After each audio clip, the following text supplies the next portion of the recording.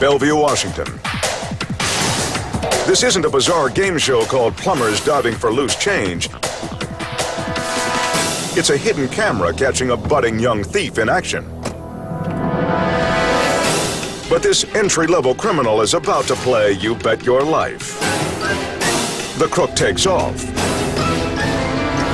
A more seasoned bandit might have realized this is a bait car. By now, cops have been alerted and are on their way.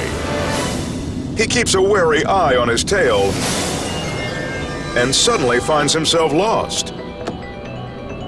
This suspect has driven down a dead end, and in my opinion, if you're going to steal cars, you should at least know the area you're in so you don't trap yourself.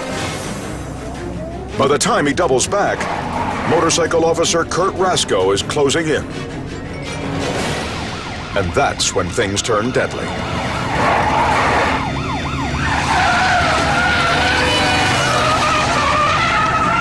I turned hard left just to try to escape from being rammed, and I actually braced myself for the collision.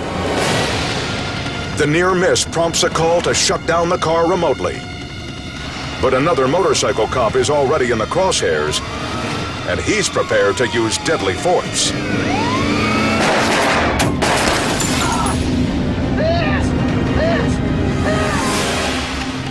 Bullets rip through the cab.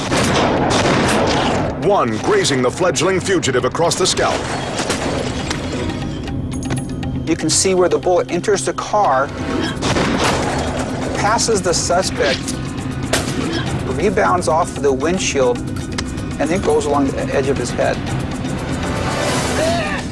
The driver is dumbfounded and in excruciating pain.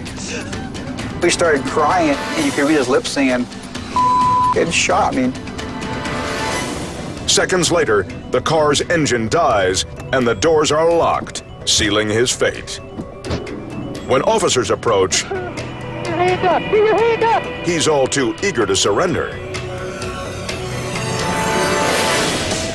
It's discovered that this hot rod hooligan had just gotten out of jail 6 weeks earlier. He thought doing hard time prepared him for the big leagues. The person who stole this car that day probably wasn't the smartest of most car thieves I've seen in my career. Apparently, he just wouldn't learn until it was beaten into his head.